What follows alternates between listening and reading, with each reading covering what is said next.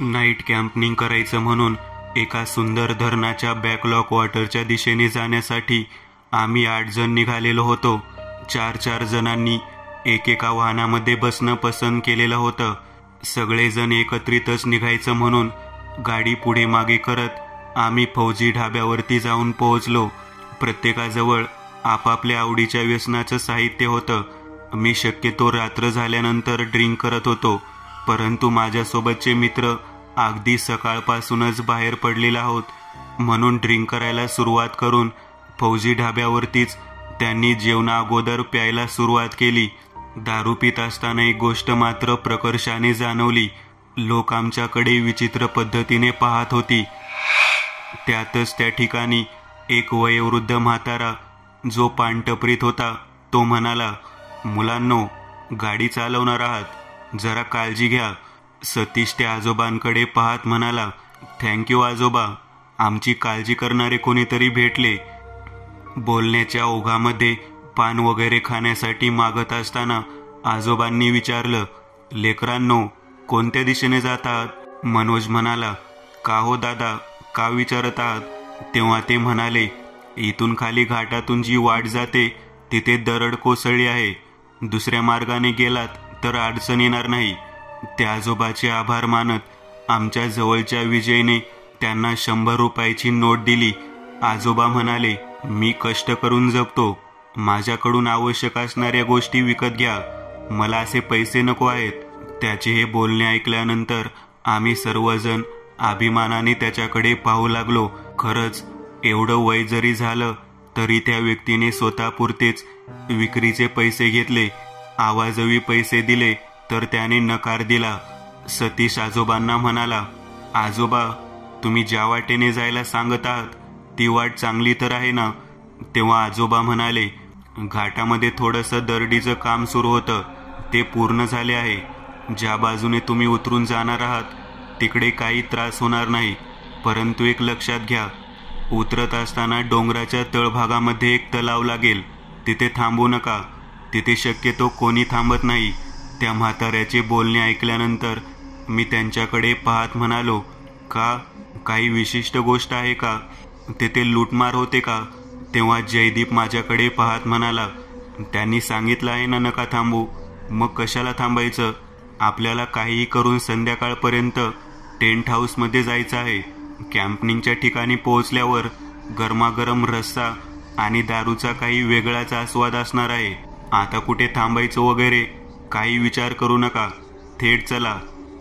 जयदीपचं बोलणं ऐकल्यानंतर आम्ही सर्वजण मिळून त्या ठिकाणाहून आपापल्या वाहनात बसलो आणि तिथून निघालो.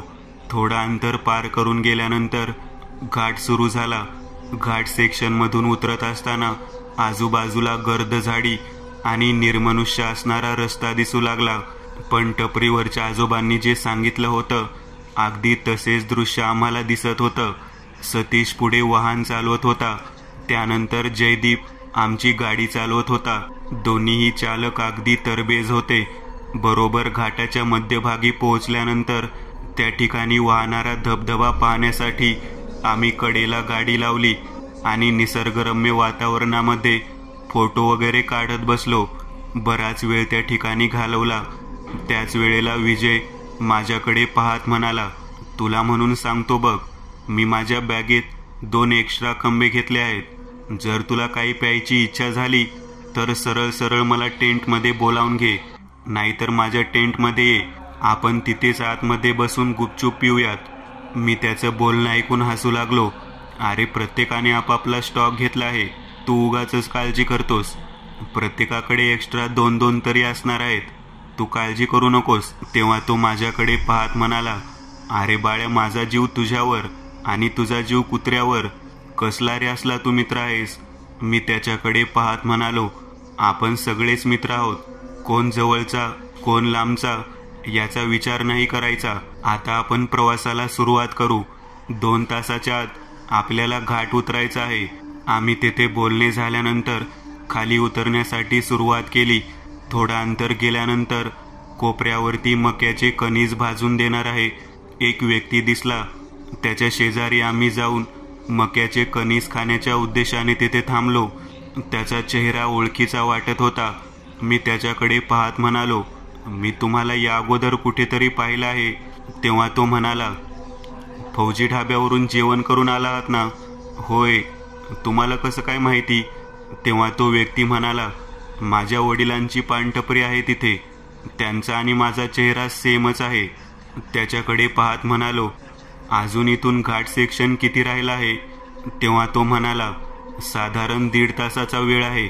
तुम्ही लवकरात लवकर घाट उतरा, कारण संध्याकाळी नंतर पलीकडे जो तलाव आहे तेथील रस्ता बंद केला जातो. तळ्याजवळचा रस्ता बंद केला जातो. या अगोदर पानटपरीमधील आजोबा पण तसेच म्हणाले. काही विशेष जागा आहे का? तेव्हा तो कणीस विकणारा व्यक्ती म्हणाला, विशेष असं काही नाही. निर्मनुष्य ठिकाण आहे. शक्यतो कोणी तिथे थांबत नाही. काही जण म्हणतात तेथे जे बंगल्याचं ठिकाण आहे तेथे 2 चौकीदार असतात. ते कोणाला तिथे फिरकू देत नाहीत. बऱ्याच जणांना त्या ठिकाणी वेगवेगळे अनुभव आलेले आहेत. म्हणून संध्याकाळनंतर त्या तळ्याच्या बाजूला प्रवासी वाहन थांबत नाही. तिथे जाताना तळ्याकडे जाणारा जो रस्ता आहे त्याला एक गेट आहे. ते गेट बंद केलं जातं. आम्ही भाजलेले कणीस खात खात तिथून पुढच्या दिशेने निघालो. प्रवासाचा आनंद सुरू झालेला होता. नशेने डोक्यामध्ये झिंग निर्माण केलेली होती. गाडीमधील गाणी आणि जुन्या मैत्रीतल्या किस्सांनी अगदीच रंग धरलेला होता. थोडा थोडा का नव्हे तर तब्बल 1.5 तासाचा प्रवास घाट सेक्शनमधून पूर्ण करायचा होता. जयदीप आणि सतीश या दोघांना मी म्हणालो, गाडी अगदी व्यवस्थित चालवा बरं का. प्रवास अगदी सुखरूप व्हायला हवा. तेव्हा ते दोघेही जण माझ्याकडे पाहत म्हणाले, आमच्यापेक्षा तुझी काळजी आम्हाला जास्त आहे, कारण तुझ्या घरी आम्हीच आलो होतो तुला न्यायसाठी. मग सुखरूप पोहोच, कारण आमचंच काम आहे. काही काळजी करू नकोस. वाहन जरा सुद्धा चुकीचं चालवणार नाही. तेथून प्रवासाला सुरुवात झाली आणि हळूहळू आम्ही तिन्ही सांज होण्याच्या वेळेला पायथ्याजवळ आलो. उजव्या बाजूला जाणारा जो रस्ता होता त्यावरती गेट लावण्यात आलेलं होतं. मी त्याकडे पाहत जयदीपला म्हणालो, अरे बघ, त्या पानटपरीवाल्या आजोबांनी आणि कणीस दिलेल्या व्यक्तीने सुद्धा जी सांगितलेली तलावाची जागा होती, कदाचित ती हीच असावी. तिथे एक जख्म म्हातारा अंगावरती चित्रविचित्र कपडे घालून फाटके तुटके पोते घेऊन बसलेला दिसला. तो आमच्याकडे वेगळ्या नजरेने पाहत होता. सतीश म्हणाला, याला काहीतरी खायला द्यावे. मग मी माझ्या पिशवीतून खाण्यासाठी घेतलेले 2 पॅकेट दिले. त्या व्यक्तीकडे पाहत म्हणालो, आजोबा पाणी हवं आहे का? तेव्हा त्याने फक्त मान हलवली. त्या व्यक्तीला आम्ही विशेष करून खाण्यापिण्याची व्यवस्था केल्यामुळे त्याने हात जोडले आणि म्हणाला, पोरांनो, दारू पिलेले आहात का? आम्ही काहीही उत्तर न देता तसेच थांबलो. जयदीप माझ्याकडे पाहत म्हणाला, आतमध्ये बघ ना, किती सुंदर दृश्य आहे. तळ्याच्या एंट्रन्सच्या त्या रस्त्यावरती एक सुंदर पाण्याचा कारंजे दिसत होता आणि तिथे लाईट लावलेले दिसत होते. अंधार चांगलाच पडलेला होता. आम्ही सर्वजण एकमेकाकडे पाहत म्हणालो, आपल्याला इथे थांबायचे नाही असं आपल्याला सांगितलं आहे. निर्मनुष्य ठिकाण आहे. कोणी येथे येत नाही. तेव्हा सगळेजण एकसुरात असं बोलून एकमेकाकडे पाहत मोठ्याने हसू लागले. विजय म्हणाला, यापेक्षा सुंदर कोणती जागा असणार आहे? चला, आपापले टेंट बाहेर काढा. फोल्डिंगचे टेंट आम्ही गाडीच्या वरच्या टपावरून बाहेर काढायला सुरुवात केली. तेव्हा मी त्यांच्याकडे पाहत म्हणालो, अरे इथे थांबायचं नाही म्हणून सांगितलं आहे ना. तेव्हा सतीश म्हणाला, यापेक्षा सुंदर आणि निर्मनुष्य असणारी जागा कोणती? लोकांना लुटमारीचे प्रकार दिसतात. त्या जागेची शांतता आणि सुंदरता नाही दिसत. आपल्याला अशी जागा हवी आहे. ते बघ, आतमध्ये एक रिसॉर्ट सारखे सुद्धा ठिकाण दिसत आहे. आपल्याला बाकी काही नको आहे. शांततेमध्ये मटण शिजवण्याचे ठिकाण, झोप घेण्यासाठी एक चांगलं लोकेशन, तळ्याची शांतता आणि रात्रीचा एकांतवास. याशिवाय काय हवं आहे आपल्याला? मी त्यांच्याकडे पाहत म्हणालो, अरे मग आपलं टेंट हाऊस, जे ठिकाण बुकिंग करायचं होतं ते ठिकाण. तेव्हा जयदीप म्हणाला, ज्या ठिकाणी रात्र होईल तिथेच मुक्काम करायचा, तेथेच आनंद घ्यायचा असं ठरलेलं आहे ना.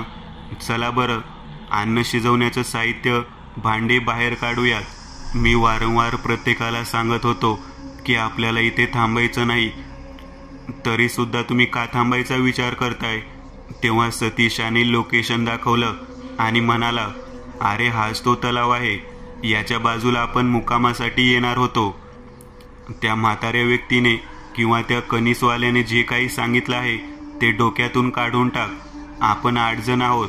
आपल्याला यावेळी कोण मारणार आणि काय घेऊन जाणार? आपण 8 जण 20 जणांना भारी पडू शकतो. काही काळजी करू नकोस. गुपचूप तयारी कर आणि मस्तपैकी तुझ्या हातचा मटणाचा रस्सा आम्हाला दारू पिताना दे.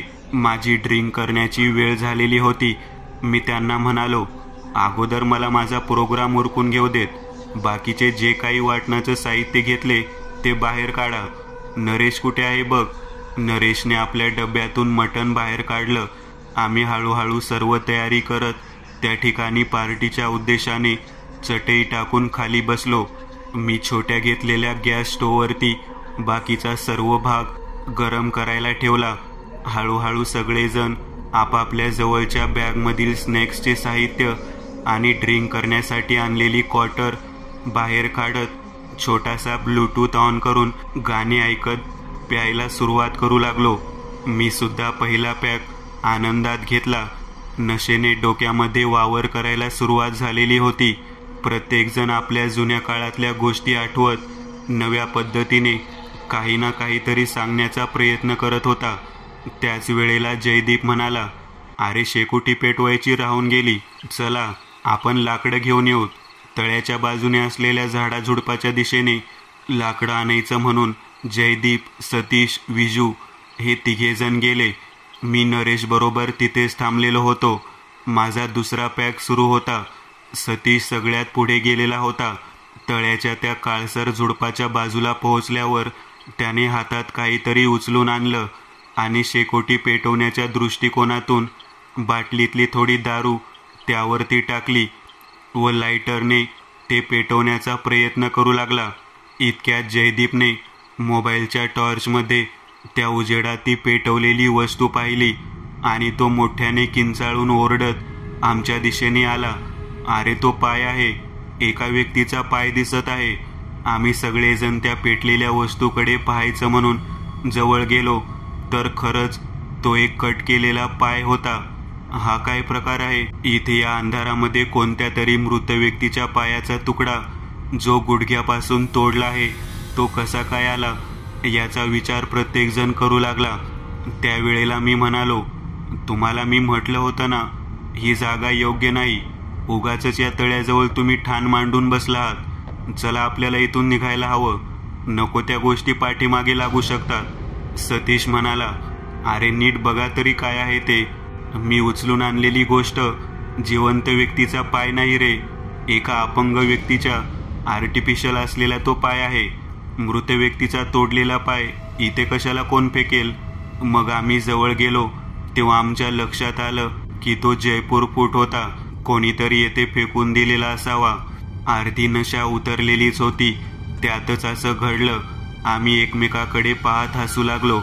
मटणाचा रस्सा तयार झाला होता. प्रत्येकाला वाटीमध्ये तो रस्सा देत मी म्हणालो, आता खरी मजा येईल पिण्याची. त्याच वेळेला ज्या गेटच्या बाजूला एका झाडाच्या कठड्यावरती बसलेली एक व्यक्ती दिसली. जयदीप म्हणाला, बघ आपण म्हणतो निर्मनुष्य ठिकाण आहे, त्या ठिकाणी सुद्धा कोणीतरी एक जण बसलेलं दिसतं. विजू माझ्याकडे पाहत म्हणाला, त्याला पण शेरवा देतोस का? मी एक नाईटीचा पॅक त्याला देऊन येतो. नशेमध्ये काय चाललंय ते कळत नव्हतं. त्या गेटच्या बाजूला असलेल्या कठड्यावरच्या त्या व्यक्तीच्या दिशेने जयदीप ग्लासमध्ये दारू भरून माझ्याजवळून वाटीमध्ये रस्सा घेऊन पुढे चालत निघाला. झाडाजवळ जयदीप पोहोचला. आम्ही गाण्याच्या आवाजात गाणं गुणगुणत होतो. इतक्यात जयदीप दिसत नव्हता. तो व्यक्ती मात्र तिथेच बसलेला दिसत होता. त्या कठड्याच्या पलीकडे तळं होतं. नरेश मला म्हणाला, अरे जयदीप दिसत नाही. त्या व्यक्तीजवळ सुद्धा नाही. तो तिकडेच गेला होता ना. तेव्हा सतीश जागेवरती उठून उभा राहिला. तो म्हणाला, जयदीप तिकडेही नाही आणि इकडे सुद्धा आला नाही. त्याला पाहायला हवं. आम्ही हाक मारू लागलो. 2-2 पॅक झाल्यामुळे चालताना लडखडत होतो. नरेश आमच्याकडे पाहत म्हणाला, बसा जरा शांततेने, मी जाऊन येतो. तुमचे जास्त पॅक झालेले आहेत, मी एकच घेतला आहे. नरेश त्या ठिकाणाहून उठला आणि त्या कठड्यावरच्या व्यक्तीच्या दिशेने निघाला. ती व्यक्ती तशीच बसलेली होती. आम्ही मटण शिजलं का हे पाहण्यासाठी पातेलं उघडून पाहत होतो. दुसऱ्या पातेल्यामध्ये भात शिजवण्यासाठी सुरुवात करायची होती. त्या लगबगीत नरेशकडे मी पाहू शकलो नाही. बराच वेळ झाला, नरेश येईना. म्हणून सतीश म्हणाला, अरे नरेश अजून आला नाही, तो सुद्धा तिकडेच गेला आहे. आता मात्र आम्हाला जरा टेन्शन येऊ लागलं. जयदीप गेला, नरेश गेला, चला चला जागेवरून उठायला हवं. आम्ही जागेवरून उठलो आणि त्या कठड्याकडे पाहिलं तर तिथे कोणतीच व्यक्ती दिसत नव्हती. सतीश म्हणाला, काहीतरी वेगळं वाटत आहे. हळूहळू कसं तरी चालत चालत त्या कठड्याजवळ पोहोचलो. त्या कठड्यावरतीच आधार घेत बसलो. पलीकडे पाहिलं तर तळ्याचे पाणी दिसत होतं. पाण्यावरती काहीतरी तरंगत आहे असं दिसू लागलेलं होतं. काय होतं ते नेमकं कळत नव्हतं. नीट व्यवस्थित पाहिल्यानंतर आमच्या लक्षात आलं की ते पाण्यावर तरंगणारे आमचे दोघे मित्र होते. तळ्यामध्ये ते कसे काय पडले? अचानक त्यांना या पद्धतीने पाहिल्यावर मी त्यांना बाहेर काढण्यासाठी प्रयत्न करू लागलो. ते दोघेजण एका पाठोपाठ एक त्या ठिकाणी गेले होते आणि त्या ठिकाणी पडले होते. आमची अर्धी नशा उतरलेली होती. सतीश माझ्याकडे पाहत म्हणाला, काहीतरी भयंकर झालेलं आहे. बाळू, तू म्हणत होतास तेच खरं आहे. ही जागा खूप वेगळी वाटत आहे. तो कठड्यावर बसलेला व्यक्ती, त्यानेच काहीतरी केले असावे असं वाटतं. जयदीप त्याच्या जवळ गेला आणि तिथून दिसेनासा झाला. नरेशला पाठवलं. नरेश सुद्धा तसंच झालं. काय घडलं आहे नेमकं काहीच कळायला मार्ग नाही. आम्ही त्या दोघांना बाहेर काढलं आणि त्या कठड्यावरती झोपवलं. नाकातोंडात पाणी गेलेलं होतं. पोटावरती जोरात दाबायचा प्रयत्न केला. श्वास चालू आहे का ते पाहिलं, परंतु सगळं काही व्यर्थ होतं. दोघेही जण मृत्युमुखी पडलेले होते. आता मात्र काय घडलं ते कळत नव्हतं. कोणी त्यांना पाण्यात फेकलं, कशासाठी फेकलं हा प्रश्न डोळ्यासमोर उभारला. आम्ही बाकीचे 6 जण चांगलेच घाबरलेलो होतो. त्या दोघांना तिथून उचलून नेऊन आम्ही त्या पडक्या बंगल्याच्या आत जाणं पसंत केलं. त्या ठिकाणी गेल्यावरती सतीश म्हणाला, काहीतरी भयानक घडलं आहे. तेवढ्या त्या कठड्यावरती बसलेला तो व्यक्ती परत दिसला. त्या व्यक्तीकडे पाहिल्यानंतर सतीश म्हणाला, याने त्यांना ढकललं असेल पाण्यामध्ये, चला त्याला जाब विचारायला जाऊयात. तेव्हा मी म्हणालो, नको, त्याला जाब विचारण्याची परिस्थिती आणि वेळ नाही. 12 वाजून गेलेले आहेत. जेवण तसंच राहिलं, सगळं काही तसंच राहिलं. आता आपण करायचं तरी काय? काही कळायला मार्ग नाही. आमच्या सोबत असलेला जितेश आमच्याकडे पाहत म्हणाला, जी गोष्ट नको व्हायला होती ती झाली आहे. आपण निर्मनुष्य ठिकाणी आलो आणि कोणीतरी डाव साधला. तो जो कोणी व्यक्ती आहे त्यानेच हे केलेले असावं. त्या टेंट हाऊसच्या आतमध्ये प्रेत आणल्यानंतर आम्हाला तिथून कधी एकदा बाहेर पडू असं झालं होतं. सतीश मला म्हणाला, आपण इथून निघणे गरजेचे आहे. मला वाटत नाही की आपण रात्री या ठिकाणी काढू शकू. तेवढ्या समोरच्या बाजूला गेटवरती 2 व्यक्ती आम्हाला दिसल्या, ज्यांच्या हातामध्ये सुरक्षा रक्षकाप्रमाणे बंदूक होती. बंदूक घेऊन उभारलेल्या त्या दोन्ही व्यक्तींना पाहिल्यानंतर कोणीतरी आपल्या मदतीला आला आहे असं समजून विजू पुढे जाण्याच्या दृष्टिकोनातून विचार करू लागला. तो म्हणाला, मी त्यांच्याशी चर्चा करतो. सतीश आणि मी त्याला म्हणत होतो, पुढे जाऊ नकोस. तेवढ्या त्यातील एका व्यक्तीने सरळ विजूच्या दिशेने नेम धरला आणि गोळी झाडली. गोळी झाडली रे झाडली की ती गोळी त्याच्या दंडाला लागली. आम्ही तेथून आहे अशा अवस्थेत आमच्या दोन्ही मित्रांची प्रेत तिथेच टाकून मागच्या बाजूला जाऊन लपलो. घर 2 मजली होतं, जुन्या काळातलं, पडलेल्या पद्धतीचं, परंतु लपण्याजोगी बरीच जागा होती. आता काहीही करून का होईना आपल्याला आलेल्या व्यक्तीचा सामना करायचा आहे असा विचार मनात आला. शशी माझ्याकडे पाहत म्हणाला, मी सांगत होतो नको त्या गोष्टींमध्ये पडायला नको. माझं आणि बाळाचं कोणीच ऐकलं नाही. मी त्याच्याकडे पाहत म्हणालो, होय, तो म्हणतो ते अगदी बरोबर आहे. मी या ठिकाणी थांबायला नको म्हणत होतो, परंतु विजू, जयदीप, नरेश, सतीश यांनी आपलं कोणाचं काहीच ऐकलं नाही. चांगली निर्मनुष्य जागा आहे म्हणून या ठिकाणी घेऊन आले आणि आता काय परिस्थिती ओढावली आहे तू स्वतः पाहत आहेस. अचानक जे काही घडलं होतं ते मनाला सुन्न करणारं होतं. सगळ्यात पहिल्यांदा फौजी ढाब्यावरती भेटलेला तो वयोवृद्ध म्हातारा जो पानटपरीत बसला होता, त्याने आम्हाला या मार्गाने जाण्यासाठी सांगितलं होतं. त्याच मार्गाने जात असताना त्याचाच मुलगा जो कणीस विकत बसलेला होता तो आम्हाला इथे भेटला. आणि तिसरी व्यक्ती म्हणजे गेटजवळ भेटलेला तो भिकारी म्हातारा ज्याला आम्ही खायला दिलं होतं. एका पाठोपाठ एक 3 व्यक्ती भेटल्या होत्या आणि त्यांनी या ठिकाणी थांबू नये म्हणून सुद्धा सांगितलं होतं. नेमकं तळ्याजवळ असं काय होतं की लोक या ठिकाणी थांबायला नको म्हणून सांगत होती याचा विचार करत होतो. ते दोन्ही व्यक्ती हातात बंदूक घेऊन त्या ठिकाणाहून पुढे येऊ लागले. विजुयाच्या दंडाला लागलेली गोळी साठवून गेलेली होती, त्यामुळे फक्त केवळ थोडा रक्तस्राव होत होता. रुमालाने घट्ट बांधून त्याला मी माझ्यासोबतच ठेवलं होतं. शशी, मी, विजू आणि सतीश आम्ही 4घे जण मागच्या बाजूला लपून बसलेलो होतो. आता पुढे करायचं काय याचा विचार सुरू होता. बनवलेलं जेवण, गाड्या त्या ठिकाणीच टाकून थेट पळून जायचं असं आम्ही सर्वांनी ठरवलं, कारण आता या रात्रीच्या वेळी त्या ठिकाणी थांबणं चुकीचं वाटत होतं. खऱ्या अर्थाने खूप मोठी चूक केली आहे असं सतीशला वाटू लागलं. सतीश माझ्याकडे पाहत म्हणाला, आपल्याला इथून पळून जायला हवं. ते जे समोरचं गेट आहे, ज्या गेटमधून आपण आतमध्ये आलो त्याच्या बाजूने जे जंगल आहे त्या जंगलातून आपण थेट पळत जाऊयात. रस्त्याला लागल्यानंतर जेवढं अंतर होता येईल तेवढं आपण पूर्ण करूयात. मला वाटतं आपण सगळेजण एकत्रित गेलो तर योग्य होईल. एकटा गेलो तर आपल्याला ते 2 व्यक्ती मारू शकतात.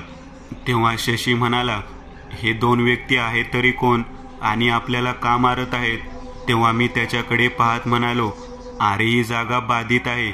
या जागेवरती चोर लुटेरे दरोडेखोरच नाही तर प्रेतात्मे सुद्धा आहेत असं मला वाटतं. आमचं बोलणं सुरू होतं.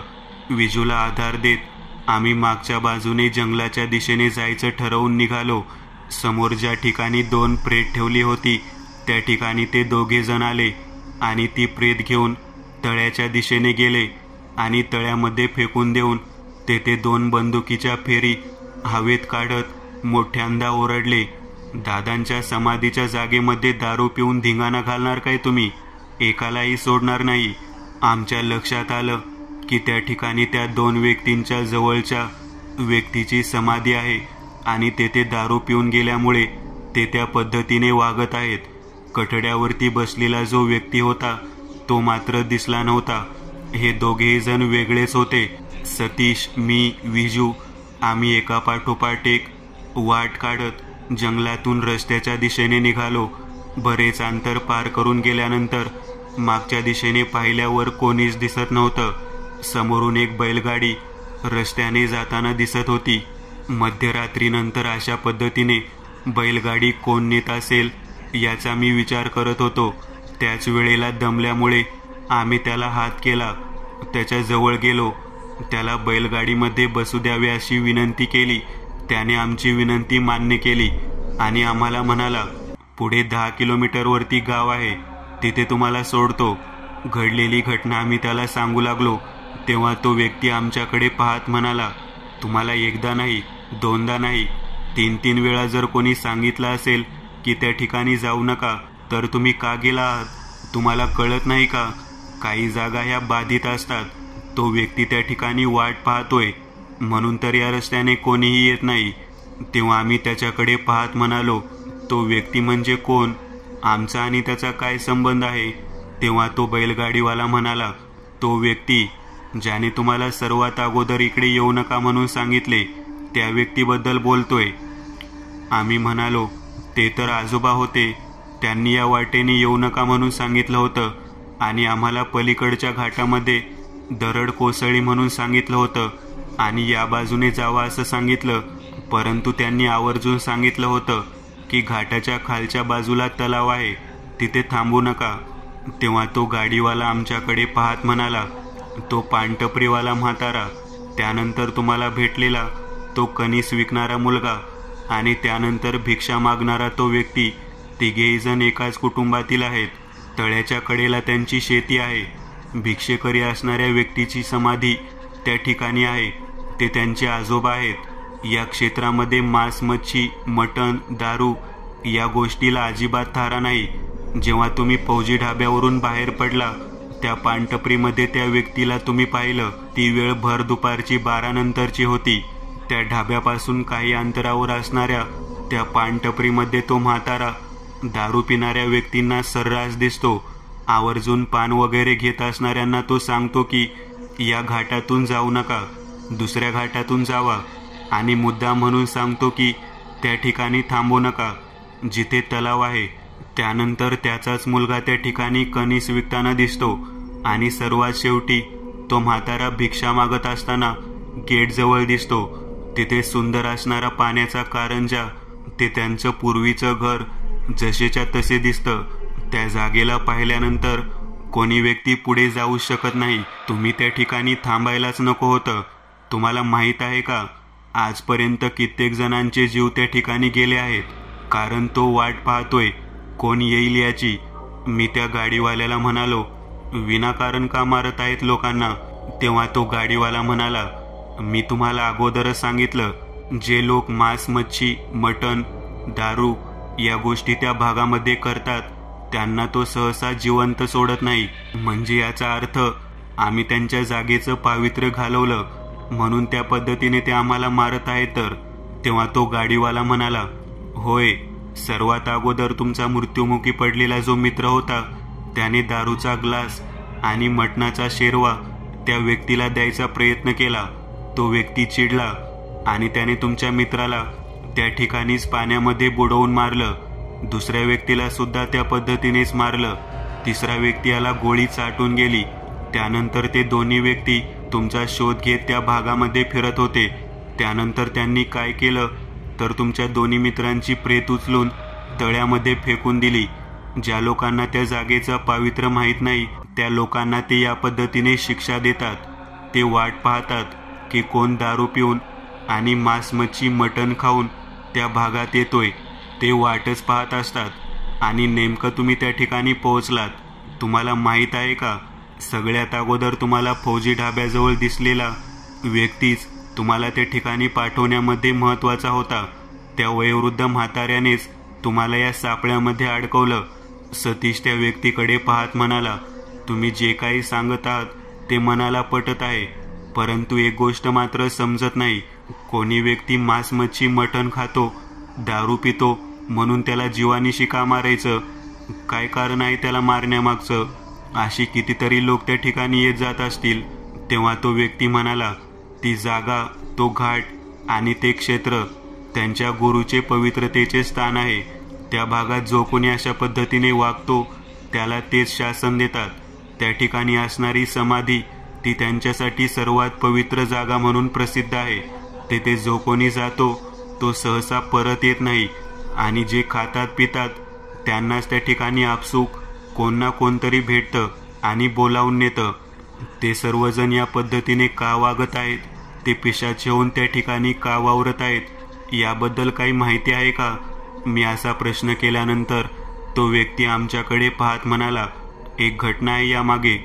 त्या पवित्र जागी लोक एकत्रित येऊन आराधना करत असत.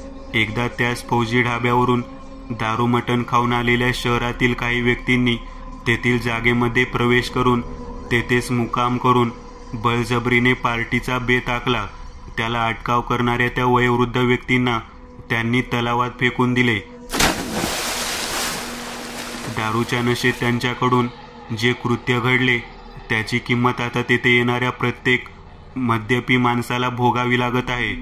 सगळं काही बोलणं झाल्यानंतर शशी त्याच्याकडे पाहत म्हणाला, मला एक गोष्ट समजत नाही, बंदूक घेऊन 2 व्यक्ती त्या ठिकाणी कसे काय आले? तेव्हा तो व्यक्ती म्हणाला, ते दोघेही जण सुरक्षा रक्षकाचे काम करणारे लोक आहेत. ते जिवंत नाहीत, त्यांचाही मृत्यू झालेला आहे. ज्या वेळेला त्या ठिकाणी कोणी येतं तेव्हा ते त्यांचं काम चोख बजावतात. त्यांचं काम चोख बजावतात म्हणजे नेमकं काय म्हणायचं आहे तुम्हाला? तेव्हा तो गाडीवान म्हणाला, त्यांच्या गोळीचा स्पर्श कोणत्याही व्यक्तीला झाला तर तो जिवंत राहू शकत नाही. तेव्हा आम्ही त्याच्याकडे पाहत म्हणालो, आताच काही वेळापूर्वी आमच्या एका मित्राला त्यांची गोळी चाटून गेली आहे, अगदी दंडाला स्पर्श करून, परंतु त्याला काहीच झालं नाही. तुम्ही सांगितलं की तो व्यक्ती मृत्युमुखी पडतो म्हणून, परंतु असं काहीच घडलं नाही. तेव्हा तो गाडीवान आमच्याकडे पाहत म्हणाला, मी जे सांगितलं तसंच घडत असतं. त्याचाही मृत्यू बैलगाडीमध्ये लिहिलेला आहे. तुम्ही मागे पाहू शकता. आम्ही घाबरलो. मागे पाहतो तर काय, दंडाला जिथे गोळी चाटून गेली होती तिथे काळसर भाग दिसला आणि विजू त्या ठिकाणी मृत्युमुखी पडलेला दिसला. हे पाहिल्यानंतर आम्ही आश्चर्यचकित झालो. त्या बैलगाडीवाल्याकडे पाहत मी म्हणालो, तुम्हाला ही सगळी गोष्ट कशी काय कळाली? या रस्त्यावरून कोणीच येत जात नाही असं म्हणतात, मग तुम्ही या ठिकाणी कसे काय आला आहात? तेव्हा तो व्यक्ती स्वतःच्या डोक्यावरचं घोंगडी बाजूला काढत म्हणाला, मी सुद्धा त्याच कुटुंबातील आहे. त्या ठिकाणाहून जो कोणी वाचतो त्याला या बैलगाडीत मी जागा देतो. बरोबर तळ जिथं संपतं त्या ठिकाणी बैलगाडीत बसलेले लोक सगळेच्या सगळेजण त्या पाण्यामध्ये समाविष्ट करून देतो. मी त्या व्यक्तीकडे नीट पाहिलं तेव्हा त्याचे डोळे पांढरे शुभ्र दिसले. आम्ही चांगलेच घाबरलो. मागे फिरून उतरण्याच्या दृष्टिकोनातून विचार करू लागलो तर जागेवर आहे अशा पद्धतीत आम्ही खिळून बसलेलो होतो. हलण्याचं धाडस सुद्धा नव्हतं आणि ताकद सुद्धा नव्हती. मी त्या व्यक्तीकडे पाहत म्हणालो, मी चांगल्या मनाने तुमच्या त्या वयोवृद्ध व्यक्तीला खाण्यासाठी अन्न दिलं होतं. मी दारू वगैरे दिली नाही. मला माफ करा. तेव्हा त्या गाडीवाल्याने माझ्या मानेला घट्ट धरलं आणि बाहेर फेकून दिलं. एका क्षणात मी बैलगाडीतून खाली पडलो आणि नीट पाहिलं तेव्हा ती बैलगाडी थेट पाण्याच्या दिशेने जाताना दिसली. रस्त्यातून उजव्या बाजूला वळलेली बैलगाडी थेट तळ्यामध्ये गेली.